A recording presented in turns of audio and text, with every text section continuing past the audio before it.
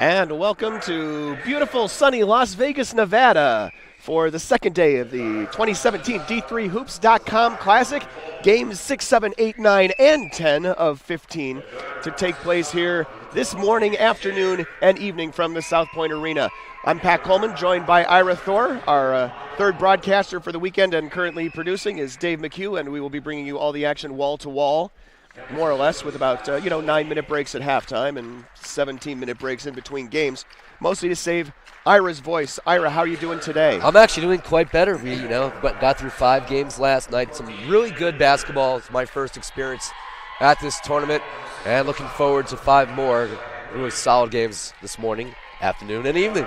Well, it is the first experience at the tournament for the Pipers of Hamline University. Occidental are returners to this tournament, and we're going to go through the starting lineups first for Hamline. I guessed correctly. Dave is 2 seats over from me. I can't read his screen. Starting in the backcourt with a 5'7" sophomore out of North Branch, Minnesota, number 5, Morgan Coleman, joined in the backcourt by a 5'6" sophomore out of Coppell, Texas, number 12, Kaylee Saylor. Molly Wampler, a 5'5" guard of Eau Claire, Wisconsin, in the backcourt as well. Then Violet Kennedy, a 6'0" forward out of Longmont, Colorado. And Riley Geisfeld, a 5'10" sophomore out of St. James, Minnesota, wearing number 35. On the Occidental side of the ledger, we start in the backcourt with a 5'8" senior guard out of San Francisco, Triana Anderson, joined back there by a 5'9" forward sophomore out of Tualatin, Oregon, at number 14, Emily Leonard. Alyssa Ramlochan, a 5'9" freshman out of L.A., and then Shariah Green, a 6'0" forward out of Hillsboro, Oregon, and Tala Ismail, a 5'11" sophomore out of Pasadena, California. That's Occidental in the home white with the orange numerals and black trim, and the Pipers in the gray with the first shot missed. They are in the gray with scarlet numerals and white trim. Occidental working on the baskets to our right here in the first quarter. The Tigers, like I said, have been at this tournament before, and it's not a particularly long trip from Southern California to here. Emily Leonard with the first bucket of the morning gives Oxy a 2-point lead. Tigers come in at 5-3, coached by Anahit Alajanian. She's in her 6th season now as the head coach of the Tigers. The Pipers, a new head coach this year, Alex Foki, in her first season. The Pipers are currently 2-7. There's a baseline jumper that's no good, and rebounded by Leonard. He's a male. Yeah. Good catch. Thanks, Dave. Good point. There's a Ramlochan with a layup. Good take to the basket there, sensing the right side was open. And you talked about how close Occidental is. L.A. to Vegas is just about 270 miles, so roughly a 4-hour trip. I got friends who live in Los Angeles who come up to Vegas for weekends, so it's a very easy trip for anybody who lives in Southern California. So the movies are correct, huh? I've seen lots of movies about people coming to Las Vegas from Los Angeles. It is entirely correct. Who knew? Actual correctness in the popular media. However, they are friends who have a little more money to waste than I do. Well, you could make a 4-hour drive on a weekend, and that would just get you to Long Island. Well, probably, yeah. 4 hours might get me a couple counties over. Geisfeld's in New Jersey. Geisfeld's first free throw shot is good. And second one is around and off. These are trips that you can make on the weekend when you're with my friends when you don't have 3 kids. I was going to say, I don't know what it's like to not have 3 kids. Dave barely knows what it's like to not have 3 kids. And definitely doesn't know what it's like to not have 3 kids, because I'm counting Dave as one. By the way, the saints of this entire trip are all 3 of our wives. Who are taking care of everything? Exactly. They're the real MVPs.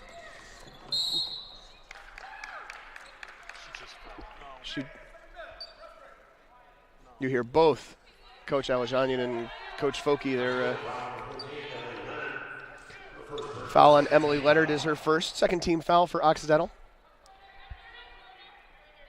Pipers inbound in front of the Occidental bench. Working on the basket to our left here in the first half. Little dribble penetration. Not able to get it back out, but saved by Hamline. A little miscommunication there. They both went for the same ball and took each other out of the play. Is that why you don't have two receivers running the same route, right? I'm still in football mode. I'm sorry. We'll still be in football mode until we get to January. There's Geisfeld from 18. Off the front iron, no good. Hey, at least you still have a team in the race here. I do have a team in the race from Minnesota. The Pipers have a team in the race. Heck, California has a team in the race. California has teams. How times have changed. It's Anderson with the basketball. Swings left for Leonard. Anderson again. Dribble. And, we're going to give her the foul. Thought there was a chance they might call it a travel. The Super Bowl actually is in Minneapolis this year. So. I know. Meaningful football in Minnesota in February. You going, Pat? I'm not going to be within 100 miles of that. No, I'll be within 100 miles. Wampler foul is her first. First foul for Hamline. Anderson's going to go to the line where she's a 74% free throw shooter. I suspect I won't, Ira. I don't think it's going to be very easy to get within even a mile and a half of the stadium. So I'll probably watch it from the comfort of my home. Foul shot is good. Couple subs for each team. For Hamline, Helena Carranta's into the game along with Ali Sartain. There's a pull-up jumper from about 15. No good for Carranta. Carol Yoshida checked in for Occidental number 5. 6-1 the score here in the early going. I know you've got the score and the time on your screen, but if you're like some of us and don't watch the screen the entire time while you're watching the game, I'll still give score and time occasionally. Basket for Occidental, and Alex Folkley taking a timeout. His first timeout, and it's a good time. Hamline has not, you've said they've had some miscommunication on offense, Ira. They've looked a little disjointed, and it's always good to not let a game that is a winnable game get away from you. Nah, this is a good time out for Coach Alex Folke right now. Try to get his team a little bit more settled down right now. There's obviously some excitement being in a tournament like this. First game for both these squads. Calm down. You're facing a good Occidental team, but right now a lot of the reasons that they're down by 7 thus far, they're giving them so much space, easy looks. That jumper there wasn't a hand within maybe 3 feet. And you can't make it that easy at this level because players will make you pay. The layoff factor for Hamline in this holiday tournament, it's been 13 days since their last game. They hosted UW Stout, only lost 68-60. We saw Stout yesterday, and a team that is competitive with Stout should be very competitive here. But 2-7 on the season, wins at St. Olaf back in December 6th, and at North Central of Minnesota, the school in downtown Minneapolis. And that's a basket. The first bucket of the game for Hamline is put in by Ali Sartain. And a nice little bucket off of a timeout, taking advantage of that talk, and we'll see if Hamline can keep it going. Sartain, a sophomore out of Kennedy High School in Bloomington, where my kids go to school. Baseline jumper good by Triana Anderson. Yeah, same thing, though. You saw how much space they gave her on the baseline. Occidental's going to make you pay if you do that. Yeah, and right, exactly. And it's not like that was not a low percentage shot. That's like a 10-foot jumper. Now, Hamline coming in at 2-7 on the season, so they've struggled this year. Here's a 3-ball on the way and finds nothing but the bottom of the net for Carranta. Carranta, a junior, 30% three-point shooter on the season. This team as a whole shoots just under 27% from beyond the arc. And the lead is down to 4. Hamline's come into this game losing their last 3. And their last contest was on December 16th against Wisconsin Stout. 68-60 loss. Stout, of course, was pretty competitive here yesterday against Trine. And that's the irony of the whole thing, is that Stout, their last opponent, is in this tournament. Yeah. Or that Hamline's last opponent, for that matter, is in this tournament.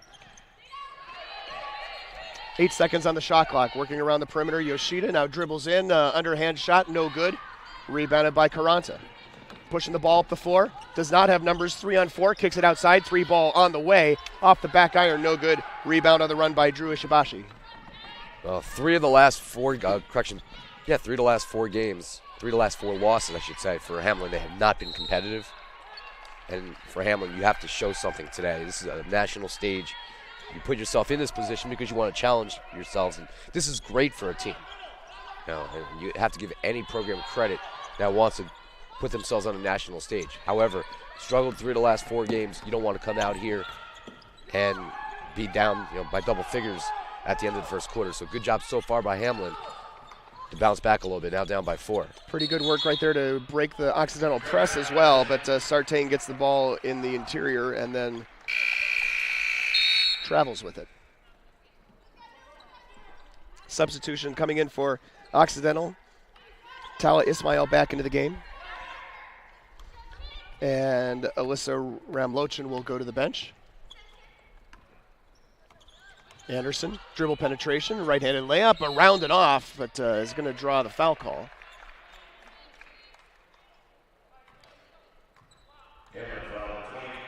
So Ali Sartain picks up her first foul.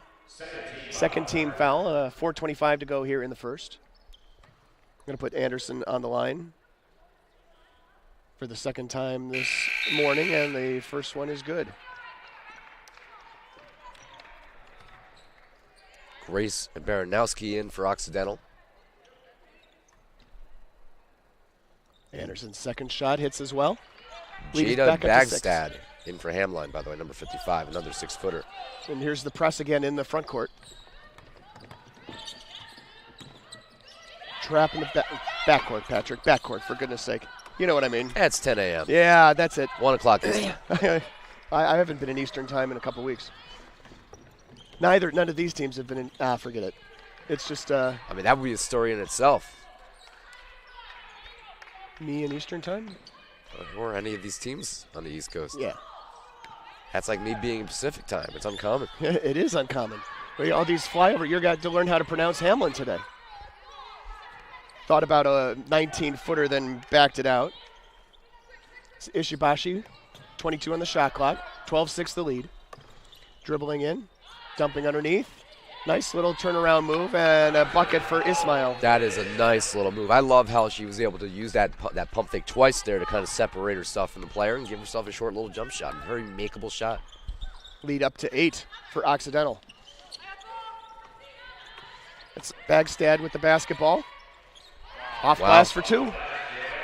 Didn't look pretty good coming out of her hand, but you know what? Effective. And first time seeing her play. That's what the backboard's for, right? Yeah. And she gets a steal. I'd give her a steal for that. Here's a break chance. Up ahead, layup for Quaranta, and it's good. And the lead is back down to 4, 14-10. It is what we wanted to see out of the Pipers, and they are fighting back. They're not letting the Tigers completely take it to them here in the first quarter. And Occidental perfectly willing to push the pace in either direction, but then settling back into its half-court offense once they get it into the front court. Grace Baranowski with the basketball, top of the key. She launches from 3 and hits. Good-looking shot there. She got her feet set. And now a 7-point lead just like that. Occidental up by 3 possessions. It's a pretty fast-paced game right here in the early going. Bagstad outside, 3-ball on the way, and it is around and off for Elena Quaranta, and it's rebounded by Oxy. Up ahead, Anderson throws it up. No good. Hoping to draw the contact. It was a little too late to take advantage of that. Pass up ahead the other way. Quaranta, and the baseline jumper's good. By the way, that 3-pointer a moment ago for Baranowski was her first of the entire season. Good time. It was a good one. Good timing. Although I can be honest with you, if I went back and looked at the replay, I'd be a little concerned as to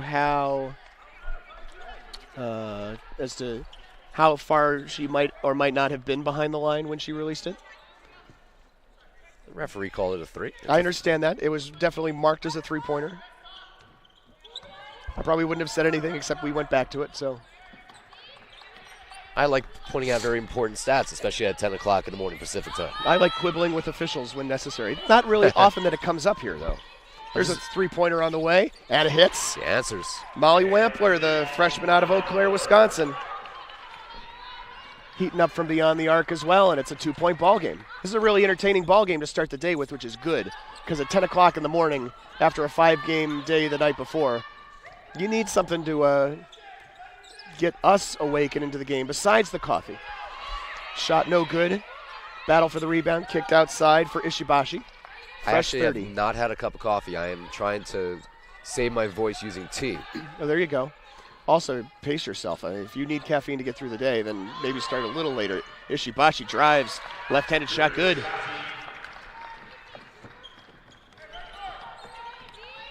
Lead is up to 4. When coffee's necessary, I walk up the stairs to the coffee bar. There you go. Nice that they have one here. Yeah, there's a lot of good concessions options here in the building, which is nice. Or even here in the arena, let alone the building. Shot no good. Put back, follow doesn't work. The third chance, no good. Fourth shot, no good by Violet Kennedy, and there will be a foul on the fourth time around. Yeah, Hamline bailed out there as they had numerous opportunities. Kennedy out of Longmont, Colorado. Go to the line here. Yeah, a bit of a further afield recruiting footprint.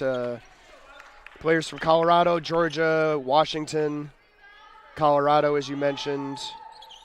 Yeah, no, Hamline has really moved outside just the upper Midwest. They have players from all over the country now.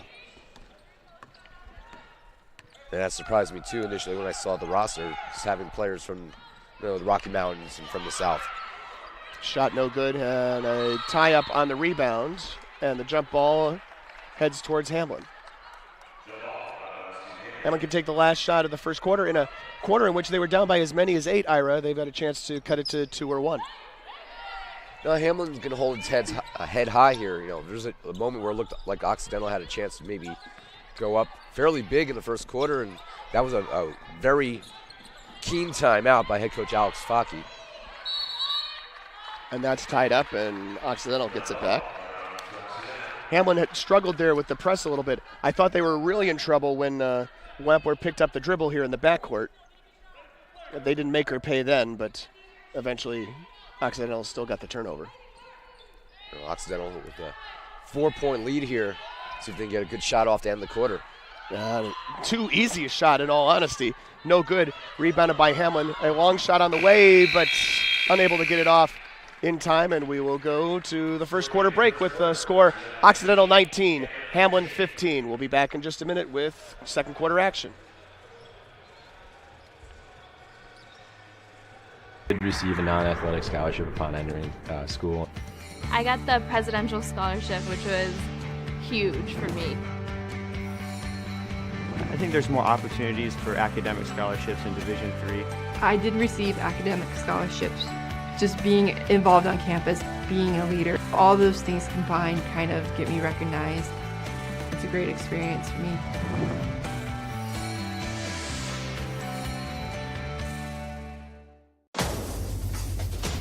Defining moments. Championship dreams. Share the experience with your family and friends. The 2017 NCAA Division III Men's Basketball Championship, March 17th and 18th at the Salem Civic Center in Salem, Virginia. Visit ncaa.com/tickets for your tickets today. Back out here at the D3Hoops.com Classic, 19-15 our score. Occidental in the lead after the first 10 minutes, 7 of 14 from the floor. They've had a lot of easy shots, 50% even 1 for 1 from downtown. It's been, as you said early, especially early in the quarter, Hamline gave them a lot of easy looks on the inside. They did, and they're going to have to correct that here in the second quarter. They got bailed out at the end of that quarter, gave the lane wide open, and Occidental just blew the layup attempt and shots that you want to have back. So Hamlin's still working on the basket to our left here in the second quarter.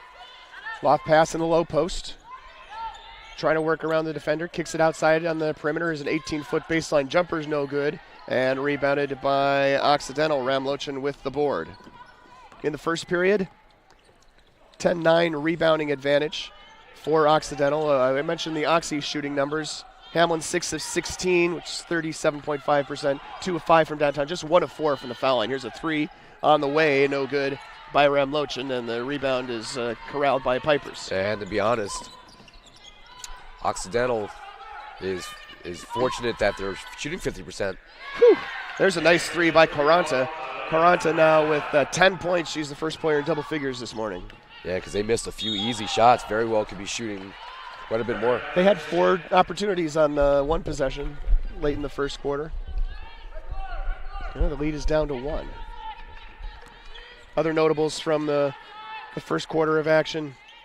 Caranta had 7, of course, now up to 10. Triana Anderson with 6, 4 of them for the foul line for Occidental, also with a game high 3 assists. Anderson right now has been the most impressive player in this game. 6 points, but she got 3 boards, 3 assists. Really is productive in all facets of the game. Geisfeld tries to get between 2 defenders and throws up a shot and is fouled.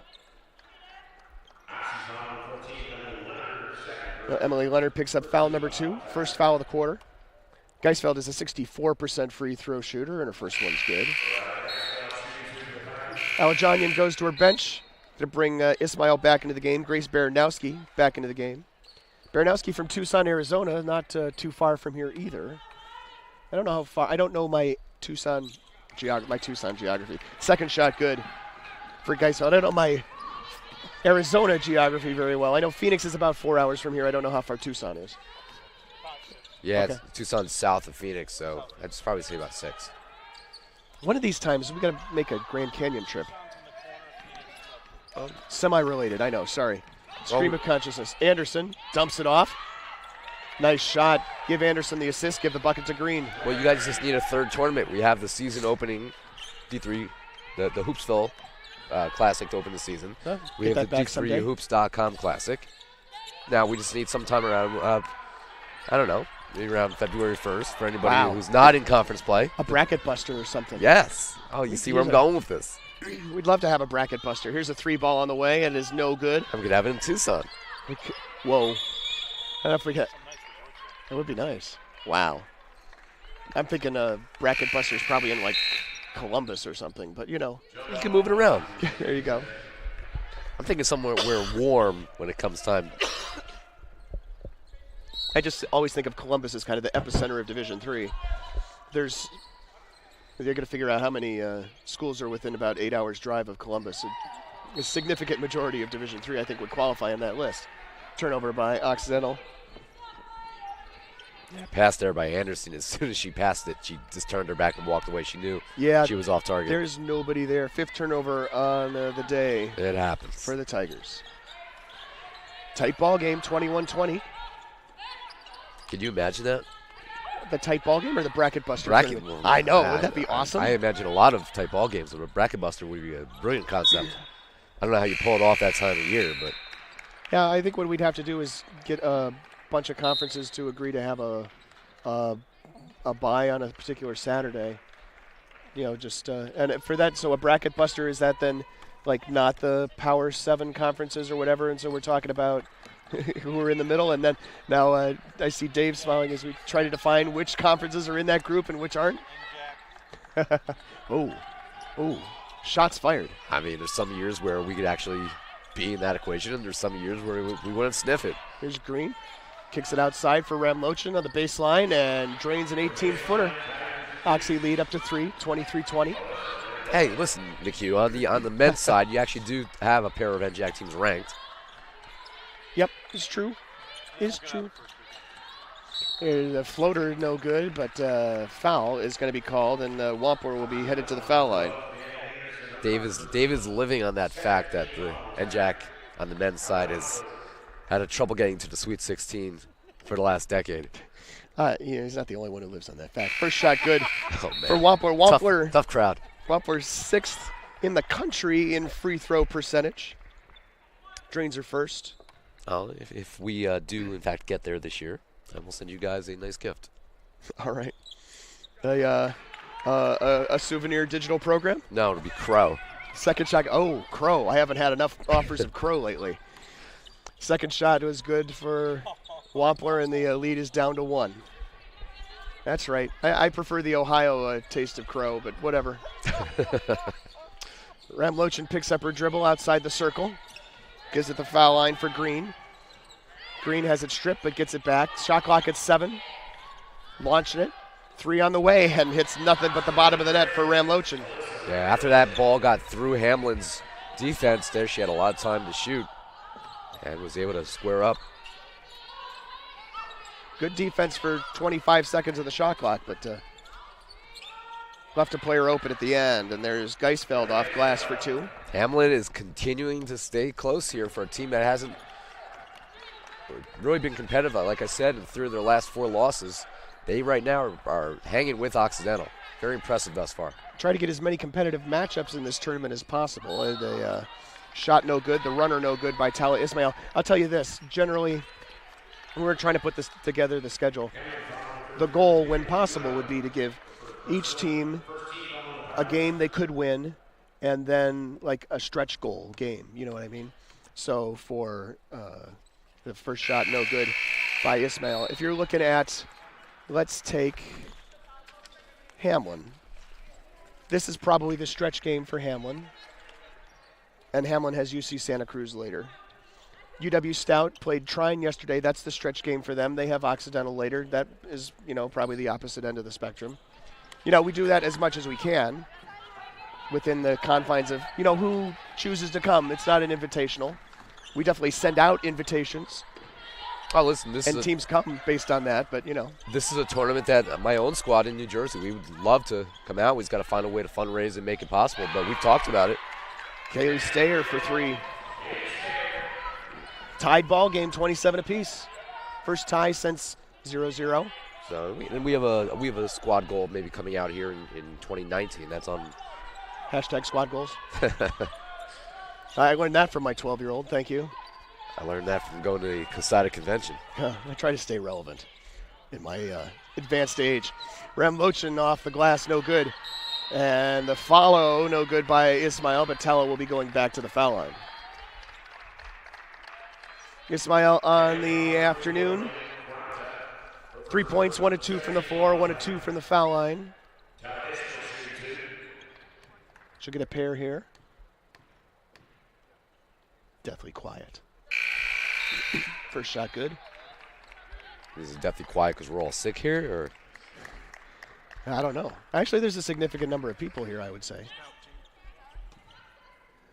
She lines up her second shot.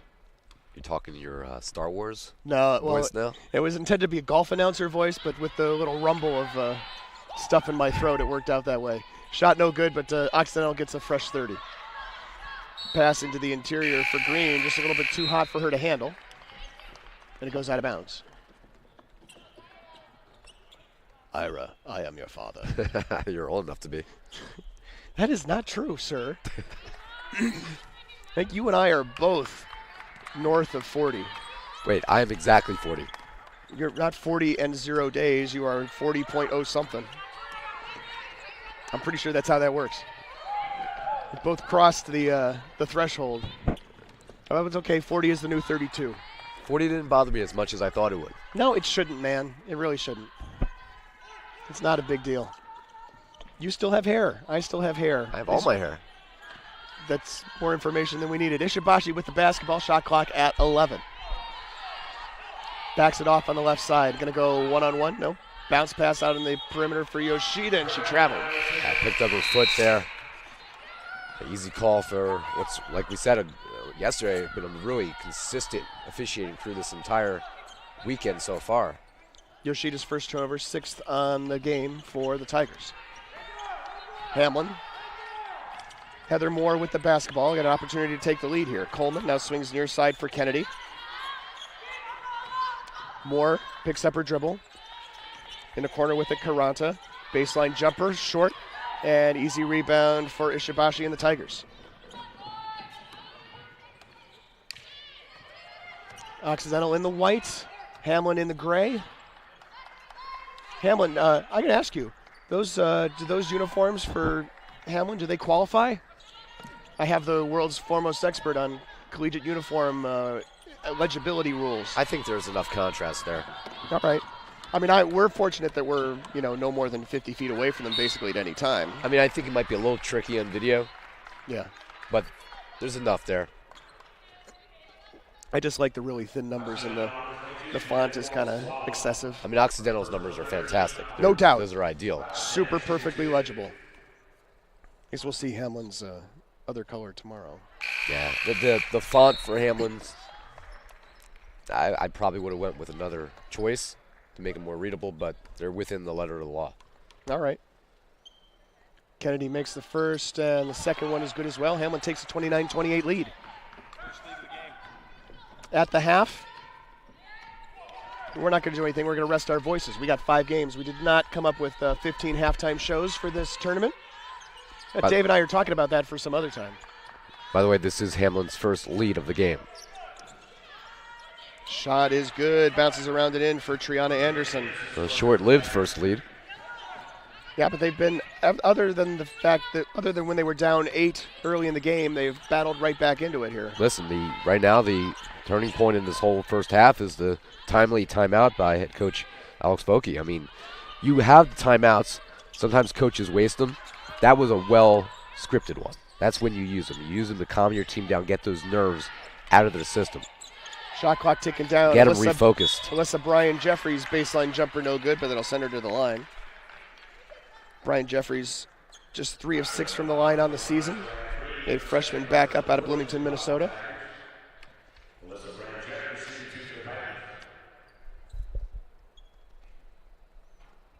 No good off the back iron.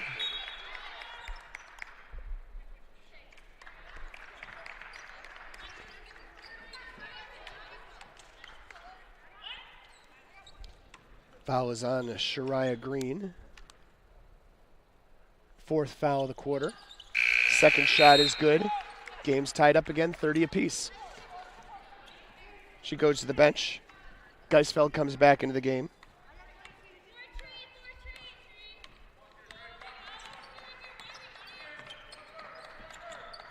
Occidental. Here in a tie ball game. Pass underneath for Kendall Wallace-Lang, seeing her first action of the day. Right in front of our photographer, Larry, too. Great spot for him. Is he going to kibitz about whether that out-of-bounds call was correct? Because that was what the mumbling was about, I think. Ishibashi with the ball. And a little hang-up on the cut through there. Morgan Coleman picks up her first. No relation. He called Morgan Coleman over at the bench, so that's what I went with. He said 35. He said 5. Yeah, I know, but I can't read the officials when they're not pointing at us. Hopefully the scorekeeper thinks differently. If you're an official and the PA announcer calls the wrong person, do you listen? I know you're a PA announcer, Dave, so yeah, I'm like... the problem, I mean, I've had to battle this with my own kids who do the book at my school.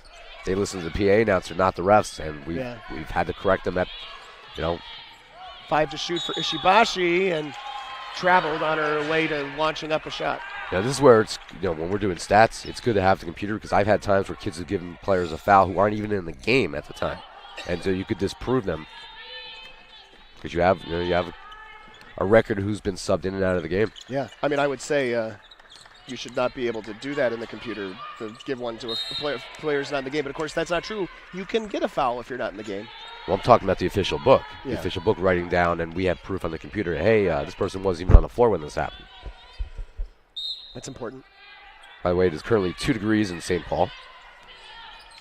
I think there's a good number of Hamline fans here for that particular reason. And a floater is good for Kaylee Stayer, and Hamline back in the lead by 2.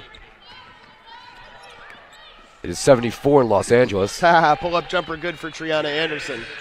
Yeah, there's a bit of a temperature swing right now. Well, this is a cool down for the Occidental fans.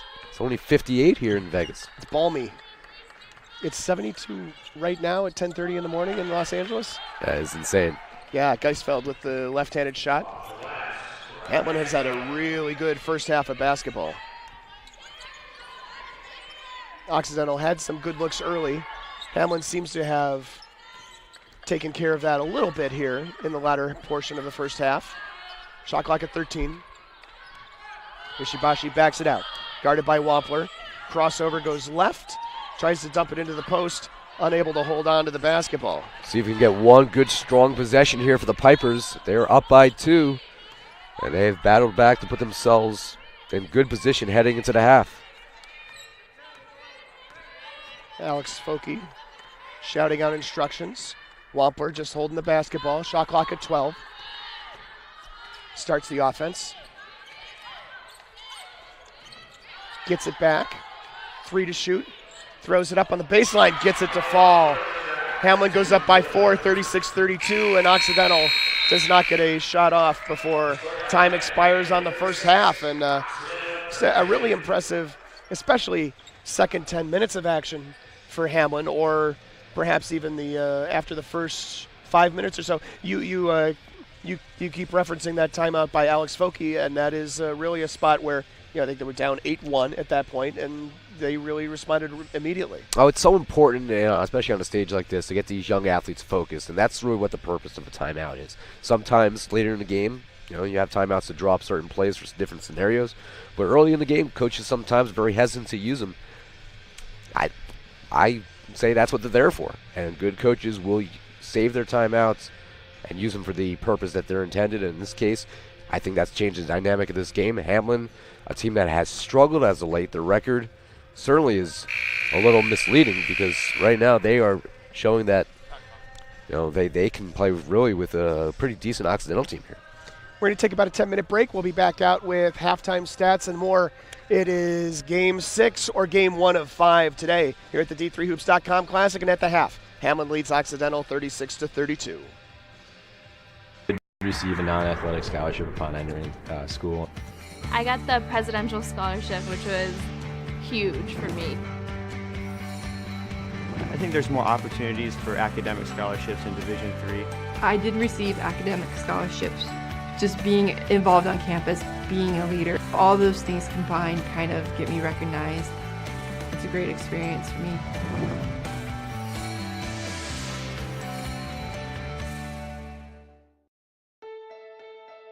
For the love of the game. That's what it's all about, they say. But for those of us who are Division III student athletes, it's more than that. It's more about team and the schools and communities we represent.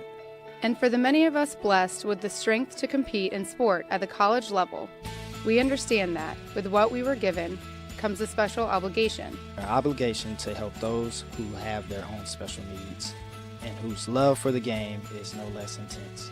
That is why NCAA Division III teamed up with Special Olympics. Since August of 2011, we and others from Division III campus communities have volunteered more than 250,000 hours, time away from the classroom and practice field, reaching across the country to coach and mentor Special Olympics athletes. And to learn that in giving, we receive so much more in return. Help us keep that dream alive. Be part of it. Get involved. You can make a difference. I'm a Division III student athlete, and I know how powerful words can be. The term gay doesn't mean stupid, lame, or less than. So I pledge to speak up if I hear the term gay used in a derogatory way or any other homophobic terms. If you can play in Division III. I'm a Division III student athlete, and my teammates unconditionally accepted me as part of their family. So now I pledge to do the same for others. If you can play in Division III. It's on us to stop sexual assault. In any way that we can.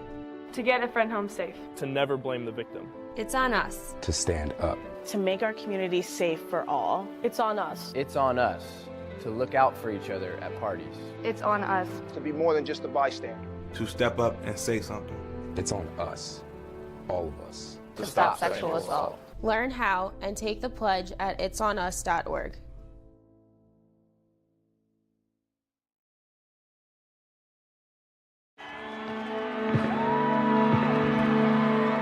Great moments are born from great opportunity. That's what you have here tonight. That's what you've earned here tonight. This is your time. Now go out there and take it.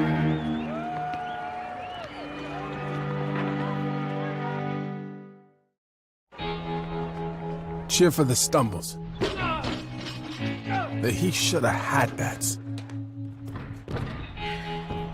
And the tears that linger. For in those moments, greatness lies. There, you will find the provoked, the determined, the unified. It's in those moments that champions are born. I used to never really talk. Ever. I was scared and shy. It was hard to look at people's faces. I was afraid if I said something wrong, everyone would laugh at me. But then I started to play golf with Special Olympics.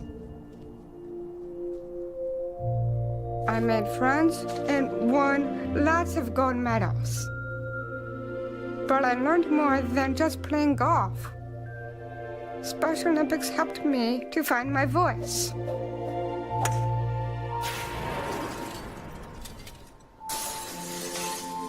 And now everyone else is speechless. Division III allows you to give yourself to other things. Having that free time allows me to pursue the things that I want to pursue. Division III in athletics affords students the opportunity to, engage in the other interests in their campus and in their lives outside of that sport. It allows you to just be able to do everything you want to do. I wouldn't change it for the world.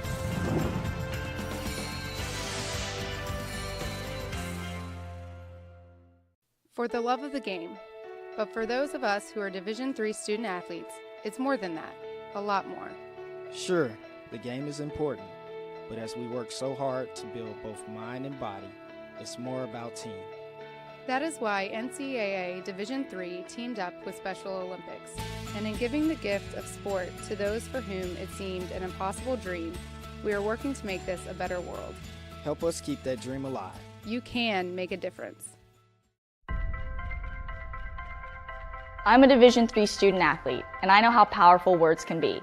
The term gay doesn't mean stupid, lame, or less than. So I pledge to speak up if I hear the term gay used in a derogatory way or any other homophobic terms. If you can play in Division III. I'm a Division III student athlete, and my teammates unconditionally accepted me as part of their family.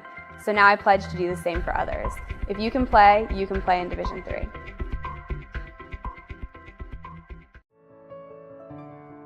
This is our It's On Us pledge. It's on us to make a personal commitment to help keep all people safe from sexual assault, regardless of race, gender, sexual orientation, or ability. Not to be bystanders to the problem, but to be leaders of the solution. We invite you to join us in this campaign by informing your campuses about the It's On Us mission.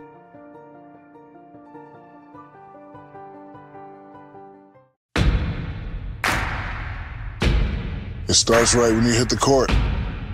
You imagine your finest moment. The game-winning shot that gets you to the dance. A monster dunk or no-look pass, and cutting down the net. Sports lets us dream of our own success and prepare us for our finest moments on and off the court.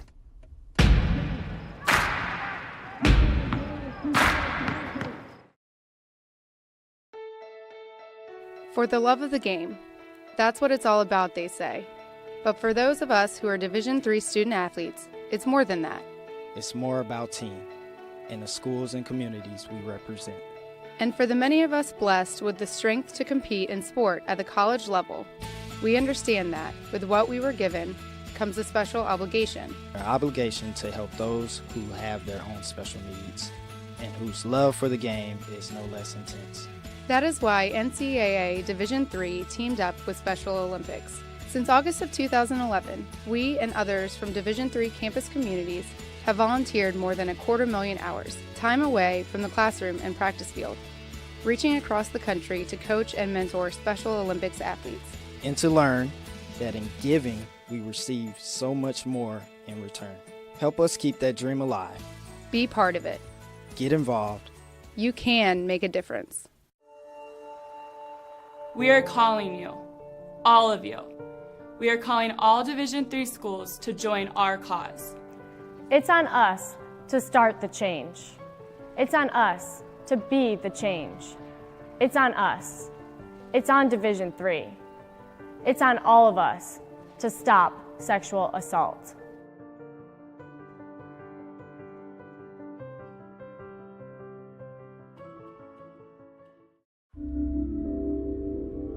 This is why we love sports. It's in the way they play, free from the pressures and all the money talk. Playing for simply the love of the game, where everyone has a shot at their definition of success on and off the field. This is what we love about sports, and what we can still love about college sports.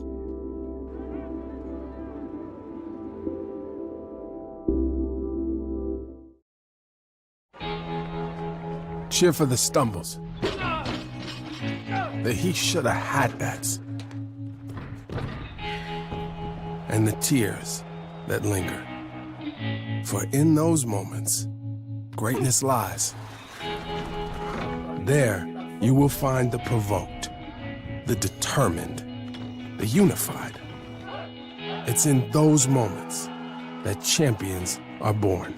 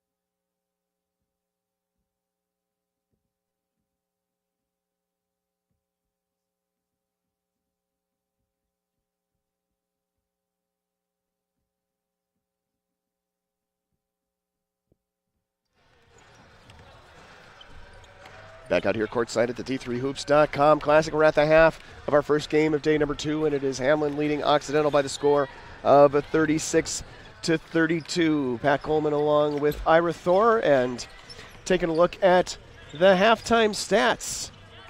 Literally take a look at the halftime stats there. I think some of the things that pop out to me, Ira, is you talked about the shooting numbers, and of course they're excellent for Occidental, but they're also really good for Hamline. Hamline, especially in the second quarter, now shooting really well. Well, right now it's been a tale of two quarters. Occidental had the advantage at the end of the first, but 21-13 advantage for Hamline, outscoring Occidental in the second quarter. And Hamline has been able to stay in this game and take the lead at the break by limiting the turnovers. They only have 4 turnovers the entire first half. Occidental, not very high turnover numbers at 9, but Hamline's turned the 9 turnovers into 11 points, and that's made a significant impact in this game. Also, Hamline's bench has been much more productive than the Tigers' bench. A 15-5 advantage right now in that category.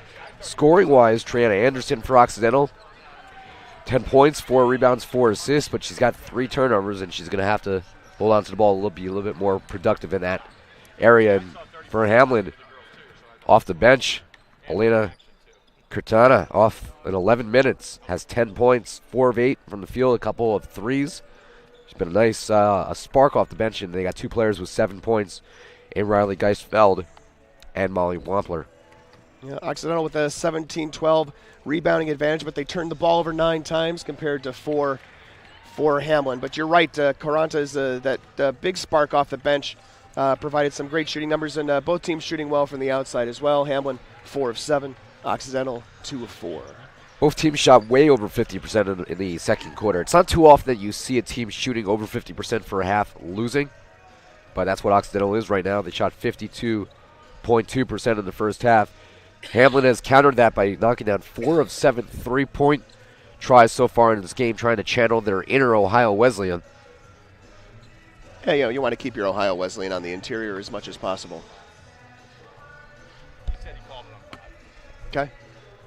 And we were just getting ready for the third quarter. Yeah, we're having a great time. Our head official asking us if we're having fun yet. Come ask us again in game 4 of the day if we're still having a good time. And I'll be able to croak back a response which may not match the response I just had. Hey, I'm having a blast. Oh, your voice is having a blast. I'll tell you what, my voice is doing a lot better today than it was yesterday. Geisfeld to inbound right in front of us, as you can see. Game 1. So Hamline will be working on the basket to our right here in the second half, the third and fourth quarter, and Hamline with a 36-32 lead. Hamline, the starters, Morgan Coleman, Kaylee Stayer, Molly Wampler, Violet Kennedy, and Riley Geisfeld. Geisfeld with the ball on the perimeter, launches and hits a 3, and it's the biggest lead of the day for Hamline at 7 points. And they're now 5 out of 8 from three-point range in this game. Good way to start this second half. Occidental refreshing the starting lineups. Triana Anderson, Emily Leonard, Alyssa Ramlachan, Shariah Green, and Tala Ismail. Ramlochan with the basketball. They're working on the basket to our left here in the third and fourth quarter. And a layup no good by Ismail, but she'll go to the line. In terms of foul trouble in the first half, not much to speak of. Nobody with more than one for Hamline. Emily Leonard and Shariah Green with 2 apiece for Occidental. Ismail is 61% free throw shooter. 2 of 4, now 3 of 5 today.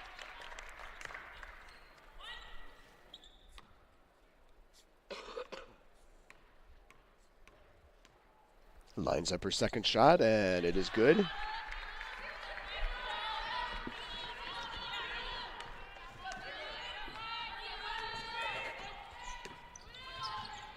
Five-point lead and the leather for Hamline.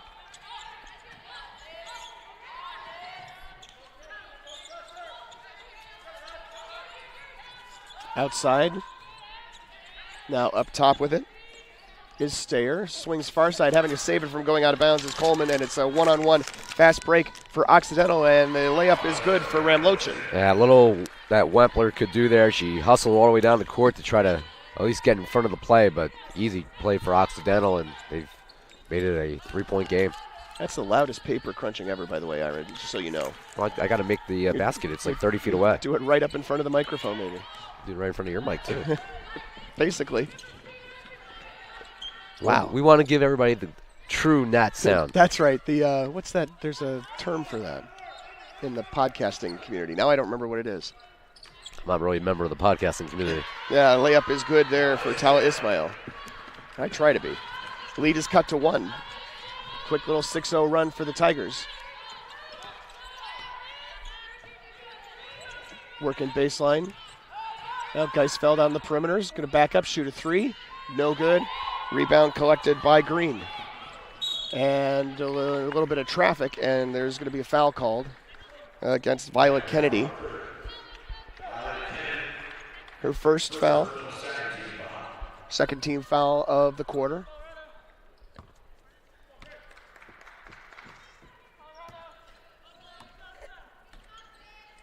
Anderson picks up her dribble about 25 feet away from the basket. That's the thing that bothers the heck out of me. So every time it comes up, I either say it or I just silently seethe.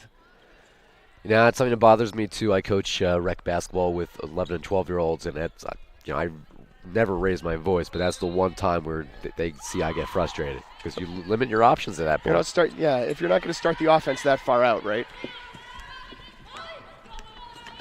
And a lot of the times, the one I'm getting frustrated is my own daughter because she is our point guard. So, 3 ball on the way, no good. Off the left wing by Stayer. Rebounded by Occidental. Tigers pushing the ball up the floor. Kick back outside.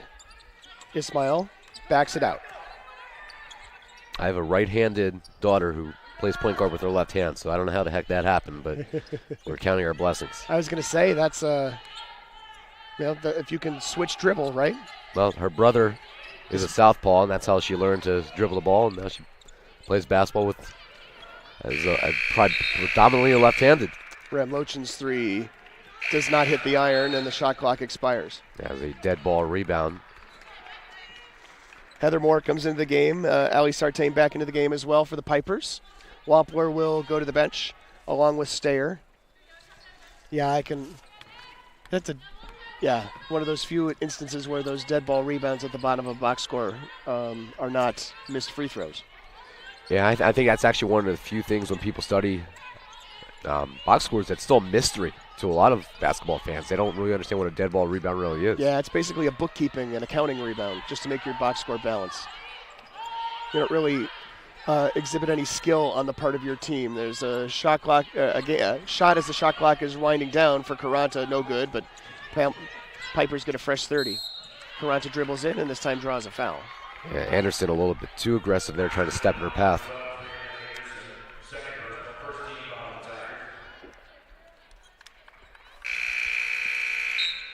Well, Hamlin will inbound underneath its own basket. Ishibashi comes back into the game for Occidental. And Ramlochan goes to the bench. It's Moore up top. Geisfeld in the paint. Shot no good. Rebound collected by Emily Leonard. Pushed up ahead. Anderson. Bounce pass in the low post. Oh, way too strong. Yeah, for Green. Easy shot, couldn't finish. That's what else will drive a coach nuts, the easy layups. And how many times do you practice a layup? And to miss that off will absolutely make the coach scratch their head. Cross-court pass for Coleman, dribbles in, baseline jumper's good.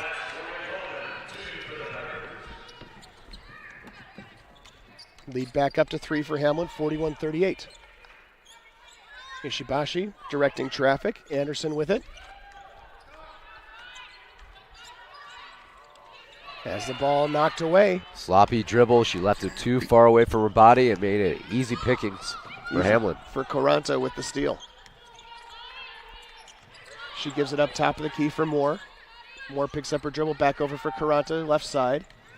Dribbles in, puts it up from about 15, no good.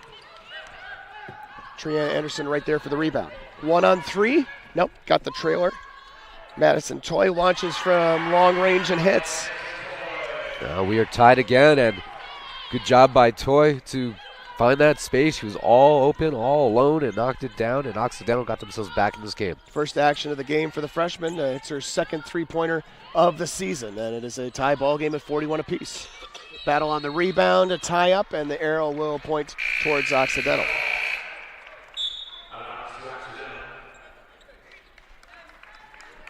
We thank those of you who are tuned in this morning. If you're West Coast, this afternoon, if you're in Central Time or Eastern Time, thanks for joining us for the first game of the day here at the D3Hoops.com Classic. I'm Pat Coleman, joined by Ira Thor. Two of us combined for about 1.5 voices today, which is a little bit better than yesterday. Well, the thing is, we both got sleep last night. That's a big difference. Ryan Jeffries got the steal and finishes the layup herself. I had 10 hours of sleep last night. Yeah. And the previous 2 days, I had 2 hours, literally 2 hours in 48 hours. I'm a 6 hours of sleep kind of person, so it's hard for me to get 8, let alone 10. Well, 10, I take it when you can. When you got kids at home, that's never going to happen. But both being under the weather and then obviously a cross-country flight, yeah, I needed every second of that. Oh, Ramlochan's got a chance at 2 free throws here. The first one's no good.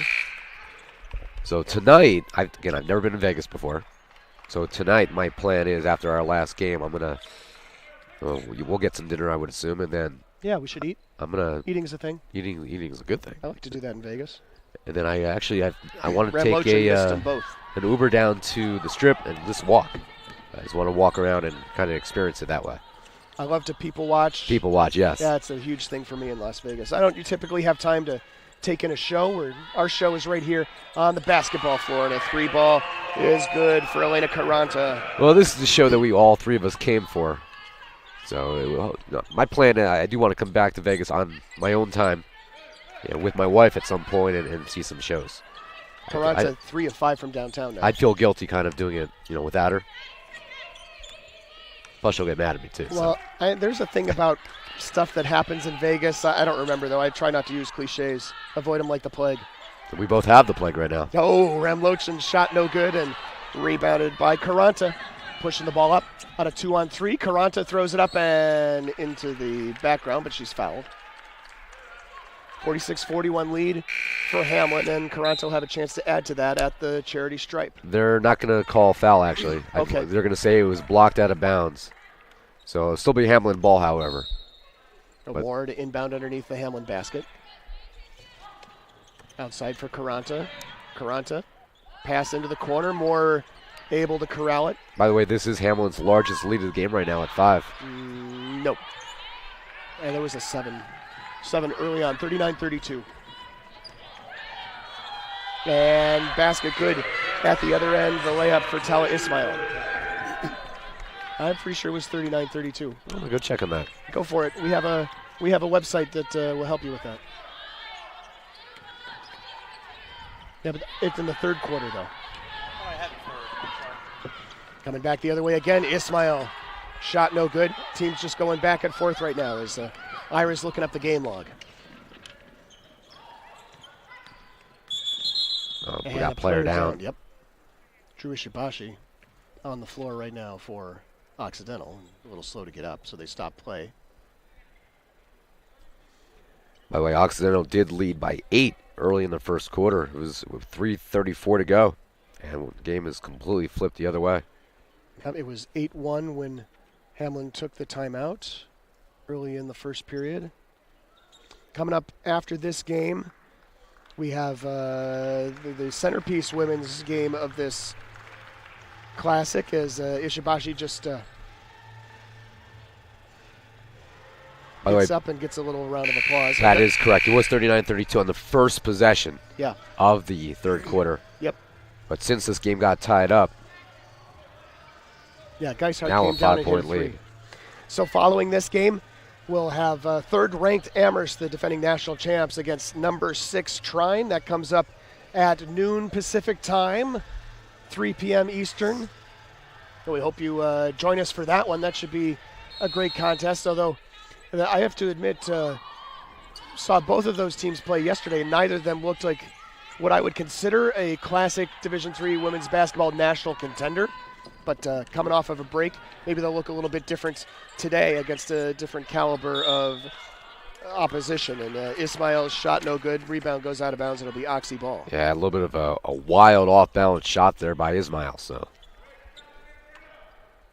they're very fortunate to still have possession. 2:23 to go in the third. 3 fouls for Hamline here in the quarter, 1 for Occidental. So neither team in danger of going into the bonus anytime soon. And there is a foul to add to that.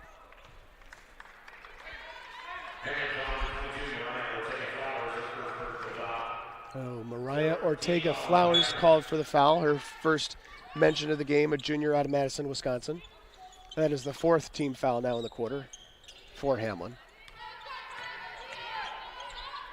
Ismail. A bird is going to land on the floor. That is incredible. That's credible. Yeah. No, it's actually fairly incredible. And we're going to get a Coach Alajanian's going to take a timeout after the basket by The Hamline Ortega bench Flowers. is cracking up, and Well, we don't really want Here the it comes. pigeon over here. Hey, get the other camera, Dave. Dave, can we Switch cameras, man. There you go. this and the Hamline players are cracking up. This is is this a first at the D3 Hoops Classic? Well, we've had a sparrow and not a pigeon. This is definitely not a sparrow. Nope. Everybody cover their heads. Right, exactly. You gotta shake some dust off of the light. That's good. The pigeon is now on top of the lights. Well, that'll be fun at the end of the evening for somebody. I can't read what your screen says, Dave. I'm sorry. What does it say, Ira? Read it. You're 10 times closer. It says who we are. Oh, that's awesome. It says you. It says me. It says Dave. I thought maybe it might say pigeon. Well, I mean, that could be one of our nicknames after this, but you're Pat Coleman. I'm Ira Thor, and Dave McHugh is our producer for Game 1 of 5 today. All of those things are true. Thank you. It's good. Heads up. Oh, missed it by that much, Dave. See, the difference being last night you literally had the ball in your hands and were not able to make the play. Very disappointed. Wow, man. Very disappointed. Wow. McHugh would have had the lay out here. We're going to keep going there, huh? My primary goal is to defend the equipment. If I catch the ball, that's fine. All I need to do is deflect it away. Well, the good news right now, all of our equipment through 6 games, 5.5 games right now, is all operational. Layup no good. And a rebound goes out of bounds. It'll be Hamline basketball. I'm reminded of a game that Frank Rossi called, I don't remember with whom, somewhere in your general vicinity of the country, in one of the first rounds of the NCAA tournament, where the ball went right into the broadcast position, and by the end of the timeout, they were back on the air. And I was super impressed by that. Shot no good by Geisfeld. I'll tell you what, I mean, you don't appreciate this with football and soccer where you're so far away from the action. We are literally courtside, and at any given moment could be in a line of fire. Well, that's good. No corporate sponsors taking up the prime seats here. This is Division III. Shot no good by Ismail. It was actually very interesting yesterday after the 5th game. I started walking around the arena, as you guys kind of recommended, and really saw what the shape was, almost like a bowl. Right, there's more out behind the curtain, obviously. Yeah, and the curtain kind of back behind the basket they're shooting at right now is where the locker rooms are. They're all mobile locker rooms. Yep. They're basically trailers that have been converted into locker rooms for basketball. But you could see how for bull riding and stuff like that, bullfighting. Yeah, bullfighting. I don't think that's legal in this country. Bull riding. Bull riding. not really much of a rodeo guy. But you could see how it would certainly work in a venue like this, and the walls are about 8 feet high, and good separation from the fans to the playing surface. A couple missed free throws by Occidental, and Hamline has the ball, still has the lead. 3 on the way. No good, left a little short by Carranza. I guess we got to go to Spain for bullfighting. Yeah, or Mexico probably, I guess. A 3-on-2 fast break, and Ismail can't finish and touches the ball out of bounds to make it Hamline basketball. Coach Alajanian not particularly happy with that assessment. I agree. It was a good call.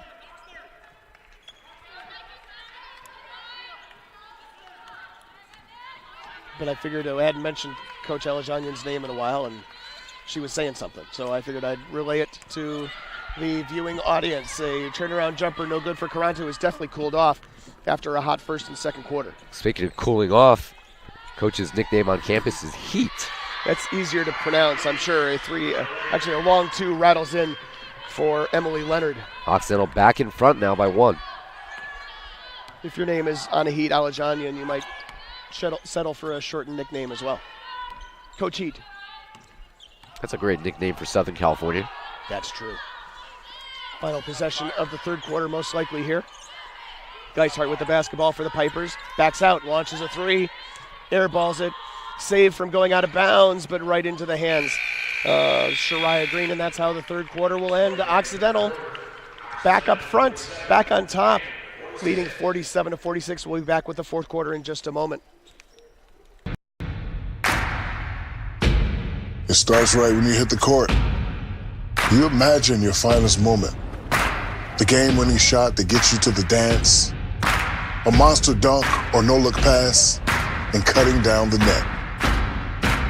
Sports lets us dream of our own success and prepare us for our finest moments on and off the court.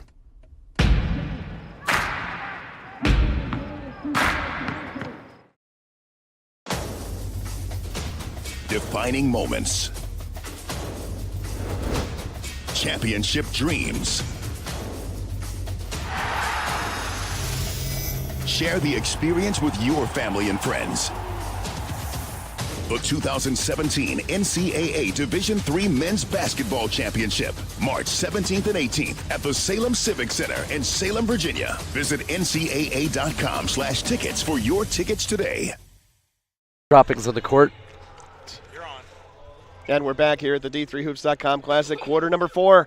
Occidental leads 47-46, trailed by as many as 7 at the beginning of the third period, but Occidental battled back into it. And that's where we stand with a 1-point game going into the final quarter. Hamline trying to break a 3-game losing streak. Occidental coming in at 5-3, coming off of a loss to Pacific back on December 19th. 3 losses on the year. 2 of them have been fairly tight. A loss to Cal-Lu by 6 and a loss to Pacific out of Oregon by 5. Occidental working in the basket to our left here in the fourth. Anderson's shot no good and rebounded by Violet Kennedy. And a steal right ahead at midcourt. Occidental will get possession again. Tigers also have a neutral site loss in a tournament championship game to Augsburg back on November 25th, 74-59. At Caltech, it looks like.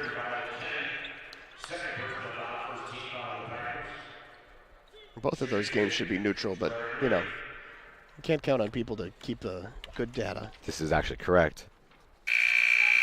Could have been a challenge, first at Oxy and then at Caltech. Those are fairly close. I'm totally making that up. I think it's true, though. Green's second shot rattles in. So Occidental lead is up to 2. In the third quarter, Hamline just 4 for 16 from the floor, 2 for 7 from downtown, did not get to the line. Oxy 6 of 15 from the floor, 40%, 1 of 2 from beyond the arc, and 2 of 6 from the foul line, and their foul line struggles continued here with the 1 of 2 in the first attempts of the fourth quarter. And Occidental outscoring Hamline 15-10 in the third. Caranta pull-up jumper, around and off.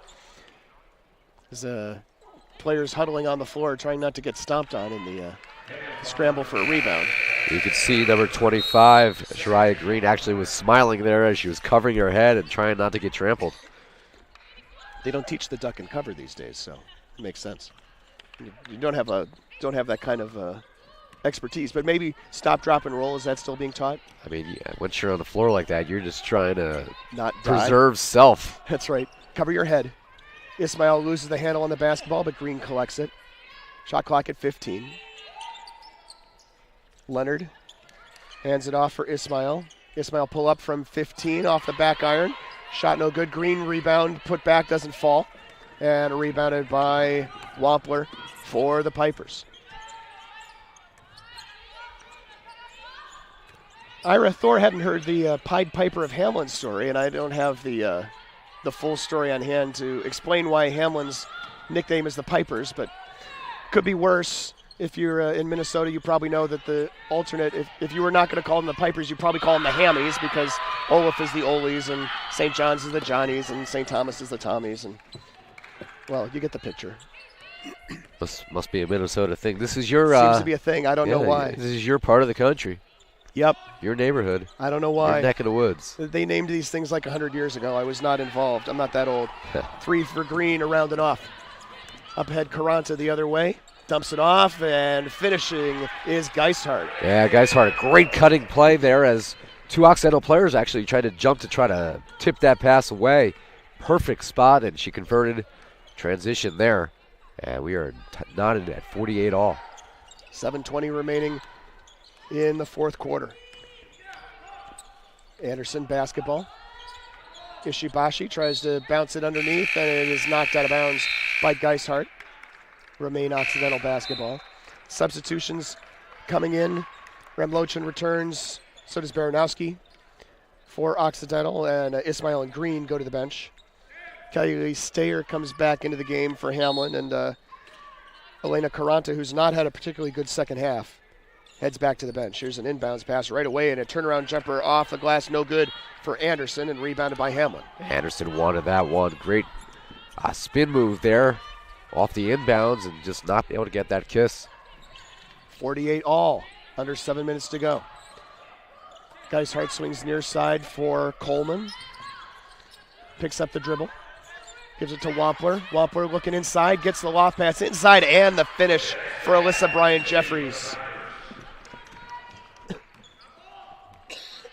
Correction, Jada Bagstad with the basket. Yeah, I'll tell you what, though, Pat, this game right now has that feel of one that could come down to the wire, and it's been a back-and-forth game, but it's no team can get any separation here. It's been no more than really a two-possession game throughout. Yeah, team shot really well in the first half. It's been a bit of a struggle here in the second half on both sides, however. Hamline had a 3-possession lead once, Occidental once, and that's really been the storyline throughout the game. Otherwise, a very close, contested matchup, and good way for both teams to start their trip here to Vegas. Pull-up jumper by Baranowski is good, and Alajanian will take a 30-second timeout.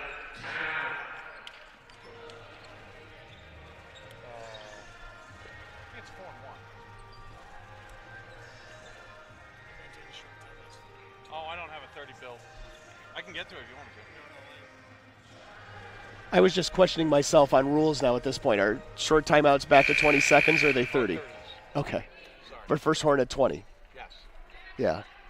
Sorry. I'm like, the rules in these things have changed so many times that I'm like, wait a minute. Is it still a 30-second timeout? I remember the first time that 30-second timeouts or 20-second timeouts back then were put into college basketball. I was calling a game with a buddy of mine, and he saw the signal for a 20-second timeout, and he said, and coach, blah, blah, blah, just called for a 20-second timeout. I didn't know you could do that. He recognized the signal from the NBA, but... Occidental nearly. Ramlochin had a golden opportunity there and completely missed the layup. Coleman's pass looking underneath is deflected, and Ishimashi's injured. Like she just got maybe a elbow to the eye or something like that. I think she's going to be fine. Just shaking not the cobwebs loose, but whatever. Doesn't want to come out of the game, but is brought out of the game. Occidental roster is almost completely West Coast based. But a very good academic institution, and they do have the ability to draw from all over the country. Should be able to rebuild a football program that way too, you would think. Madison Toy launches a three. No good. Rebounded by Geishart, pushing it up ahead. Coleman with a one-on-one fast break. Layup, and good. 52-50. Hamline back up by a bucket. The football is your area of expertise when it comes to D3. Well, this is a school that had to cancel its football program about a third of the way through the season by not having enough players. Long story we won't get more into here, but you can find more about that on d3football.com if you like. It's a long shot on the way for Ramlochin around and off. Battle on the floor for the rebound, still being battled for. Single leg takedown, and the ball goes out of bounds. How many players were they down to? 35. That's tough numbers right there. Yeah. Late coaching change. Not much of a recruiting class. Then a bunch of guys got hurt in the first game or so. And they went from, mid-40s to, having only one or two offensive linemen healthy, basically. Long shot on the way, an 18-footer no good for Baranowski. I notice Occidental seems to be settling for a lot of these long perimeter shots right now. Well, they're not making the layups right now, so they got to find something to fall. Hamline, a 2-point lead. It's still anybody's game, but Occidental's got to be kicking themselves because they've given up they're more golden opportunities. Bailed out by a timeout. Moore was well defended on the perimeter, had picked up her dribble. Her teammates were not coming over to get it, and Hamline calls a timeout. 4:43 to go here in the fourth quarter. Just a reminder, coming up next, we've got a battle of top 10 teams coming up at noon Pacific, 3 p.m. Eastern, as third-ranked Amherst takes on number 6 Trine. Trine, the Thunder, out of the MIAA. Angola, Indiana, coming in at 11-0. Amherst, of course, the Mammoths out of Amherst, Massachusetts, and the NESCAC coming in at 8-0, having won 41 consecutive games, the defending national champs. So keep an eye on that one. We'll be bringing that to you next after this. And we've got what's been 35 minutes and 17 seconds of really competitive basketball and 4:43 to go. Ira. I'm looking for Hamline, see if they can get any kind of separation here. Good strong take to the basket. Yeah, and it rolls around and down for Caranta, who was struggling from further afield on mid-range and long-range jumpers here in the second half, but finishes with a layup to give Hamline a 4-point lead. Hamline's only shooting about 39% for the game right now, but they're making the baskets that matter. And it is Ramlochin, the freshman, driving to the basket and drawing the foul. Fourth team foul of the fourth quarter for Hamline. No fouls for Oxy here in quarter number 4. Caranta's got 15. Geisfeld's got 12 for Hamline. 3 players in double figures for Occidental. And Ramlochin, Anderson, and Ismail, but nice barely. Backdoor cut, but Ramlochin unable to hang onto the basketball and finish. Tips it back outside. Shot for the free throw line, no good for Leonard. And Geishart with the basketball for Hamline, and Ramlochin is slow to get up. Yep. Kind of favoring the left knee just a touch as she walks back down the floor. Yeah, did you think Dave shouldn't have stopped for that? I agree. It probably saved Hamline from a ill-fated fast break opportunity, though. I agree.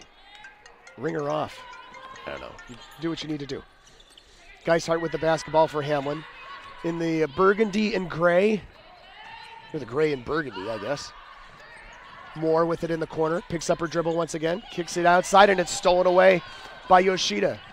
Yoshida passes up ahead for Ismail, left-handed. Layup rolls around and in, and it's a 2-point ball game. And a good job by Ismail getting down the floor and giving her guard an option there on the 2-on-1, and Occidental able to keep themselves within 2 now, maybe more. Yep, another steal. This by Emily Leonard going one-on-one against Geishart. Spin move, right-handed layup, around and in, tie ball game. And a timeout. Oh, just as the ball gets kicked back into the nether regions of the facility. Delay of game. Are they calling a delay of game warning? And Coach Foki is now walking, pacing up and down the sideline, his arms folded. Takes Heather Moore out of the game. Moore has been responsible for him having to use a timeout and then for a turnover on 2 of the last 3 Hamline possessions. And Occidental has managed to tie it, taking advantage of those back-to-back turnovers. Wampler into the game. Geishart with the basketball at the foul line. Violet Kennedy. Here's a 3 on the way for Caranta. No good. Really struggling from long range in this half of the floor. Long rebound tracked down in the corner by Green. 2-on-4. Yoshida pushing it up now, pulling it back out. 2:50 to go in regulation, all tied up at 54 apiece. And in the low post, Leonard is going to draw the foul.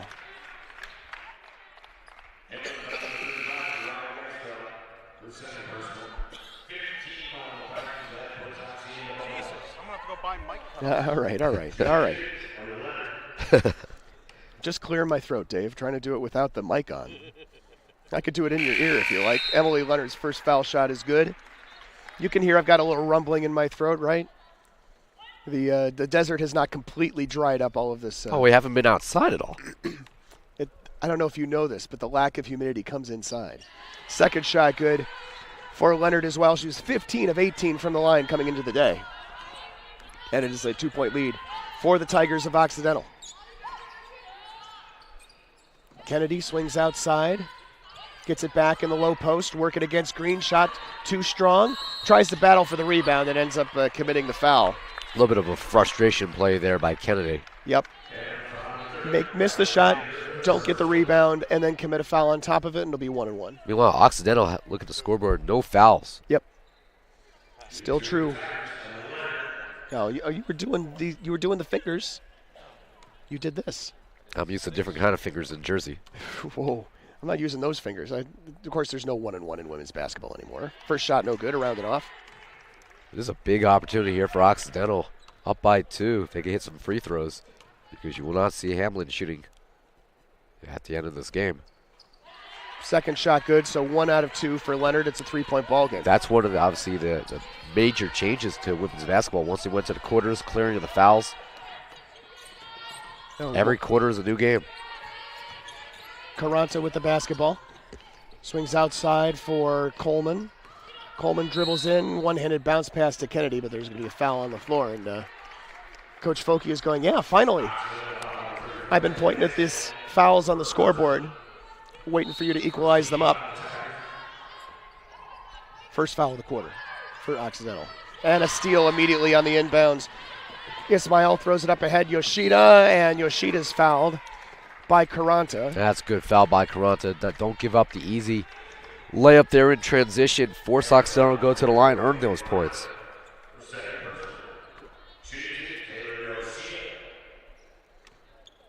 Yoshida's first trip to the foul line on the afternoon. He's a 59% foul shooter, and the first one goes in.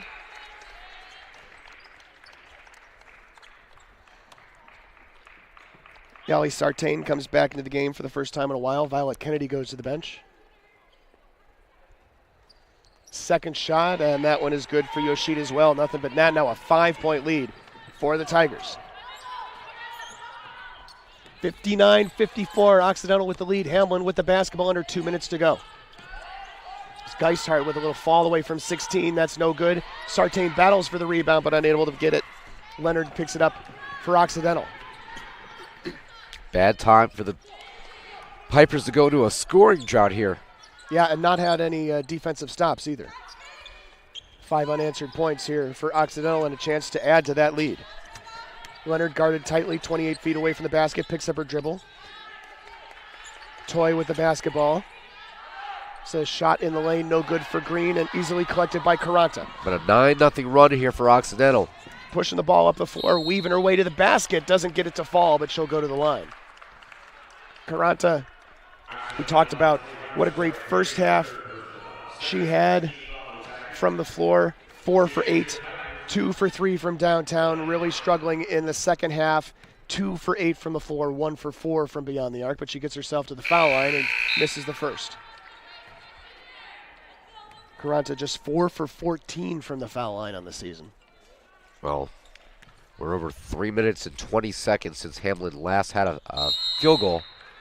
Does convert the second foul shot, and Alex Foki's going to take the timeout. But as their first point since the 4:36 mark, a game that they led by 4 has now seen it swing in the opposite direction. What is now a 9-1 run. And a really bad time for Hamline, which had been playing so well and had out Occidental on the ropes. And that has changed dramatically here in the last 3 minutes. Like you said, not able to get the defensive stops and a couple careless turnovers.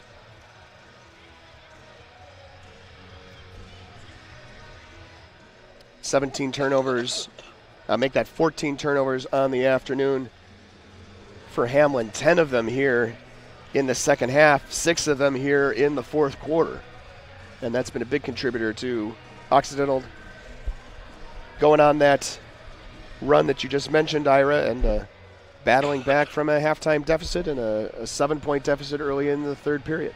And remember, Hamline only had 4 turnovers in the entire first half. They've really been an Achilles heel in the final 3 minutes of this fourth quarter. Jalen Jones into the game for the first time for Hamline here on the defensive end.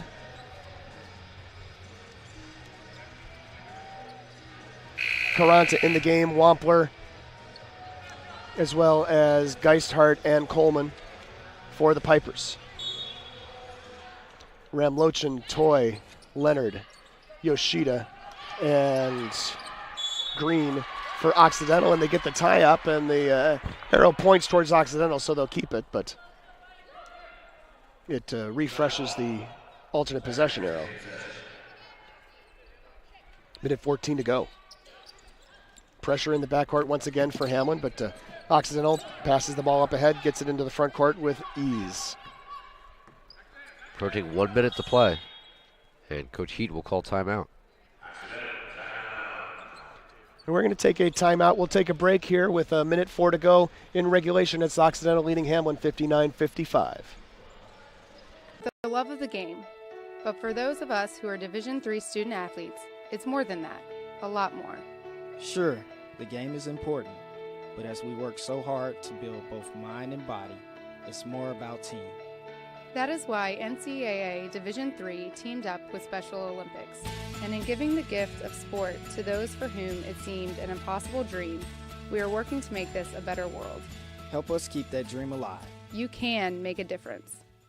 Division III allows you to give yourself to other things. Having that free time allows me to pursue the things that I want to pursue.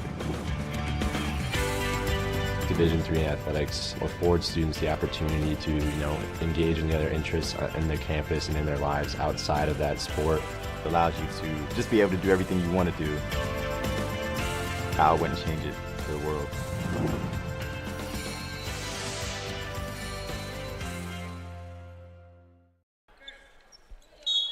Back out here at the South Point Arena, minute 4 to go, 59-55, Occidental with the lead and the basketball.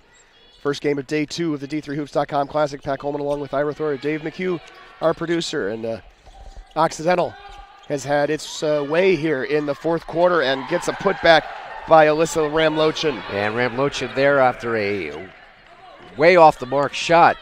that second chance opportunity could be enough to push the Tigers to victory today. Ramlochan with 13, and on the opposite end, Caranta unable to finish the layup. And for Hamline, just a disappointing final 4 minutes. They were so competitive throughout this game. They had the lead. They led by 7 at one point. Ramlochan all alone underneath, and coming over to commit the foul is Molly Wampler. And this is going to be a disappointing loss for the Pipers.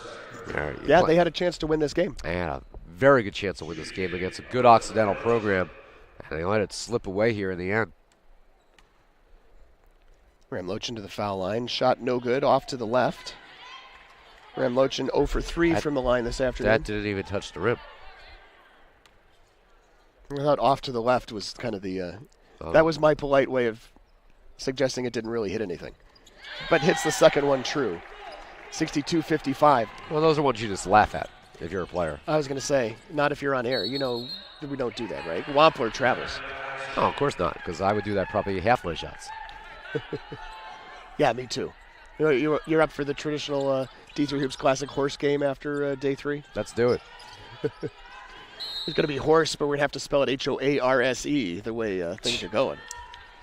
As soon as we're done on Saturday, I'm hopping back on a cross-country flight, overnight flight back to New York, because we got the Giant Redskin game on Sunday.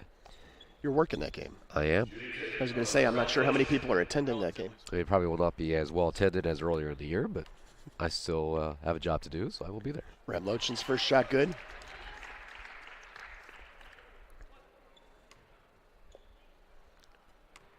.15 on the day for the freshman out of Los Angeles, California. Make it 16 as she hits the second one as well. 83% free throw shooter coming into the day. And I'll tell you what, Pat, the final score here is not going to be even close to indicative as what kind of game this was, because for pretty much 37 minutes, Hamline was extremely competitive, and for a while they had a pretty impressive lead. You throw out the first minute or so of the game, and then the final 3 minutes here where Hamline just cannot find a way to score. Yeah, it's just shots that were falling for them earlier did not fall for them, especially here in the second half. And Occidental is going to dribble it out with a 64-55 win. And you look at those turnovers, how many fast break opportunities did the Tigers get off of Hamline turnovers? Good job by the Tigers to find those mistakes and turn those into points in transition. And Occidental gets its 7th win of the year in impressive come-from-behind fashion. Final score 64-55. Occidental improves to 6-3. Hamline falls to 2-8. Run down the final numbers here for you. First, for the Pipers, they were led off the bench by Elena Caranta, who had 16 points but was 6 of 17 from the floor, 3 of 7 from beyond the arc. She also had a team high 6 rebounds. Starting forward, Riley Geisfeld, 12 points for the Pipers, but 4 of 15 from the floor, 1 for 4 from beyond the arc. Then it was Molly Wampler with 7, Kaylee Staler with 5, Jada Bagstad with 4, Alyssa Bryan Jeffries with 3, Allie Sartain with 2, Violet Kennedy with 2, Heather Moore and Ortega Flowers and Jones and Schmidt played but did not score for the total of 55 points. 20 of 57 from the floor for 35%, 6 of 17 from beyond the arc, 35%, 9 of 14 from the foul line, 64.3%. 15 turnovers for the Pipers compared to 12 for Occidental, and they were heavily out-rebounded by Occidental as well, 44-32. Occidental, in improving to 6-3, was led by Alyssa Ramlochan with 16 points, 6 of 14 from the floor, 1 for 3 from beyond the arc, 3 of 6 from the line, also 8 rebounds, 3 of them on the offensive end. Tala Ismail with 12 on 4 of 9 shooting from the floor, 4 for 8 from the free throw line. Triana Anderson with 10, 3 of 8 from the floor, 4 for 4 from the foul line. Then it was Emily Leonard with 9, Grace Baranowski with 5, Shariah Green with 3, Madison Toy with 3, Ishibashi Yoshida and Wallace Lang with 2 apiece, and Marjorie Wilson played but did not score for the total of 64 points. 22 of 56 from the floor, 39%, 3 of 7 from beyond the arc, 43%, 17 of 26 from the foul line. 65%.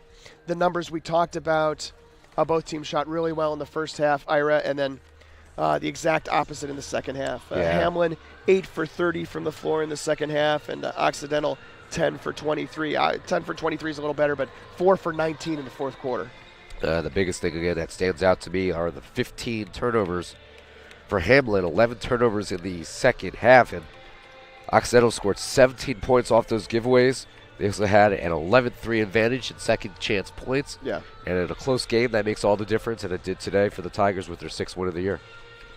So Occidental wins 64-55.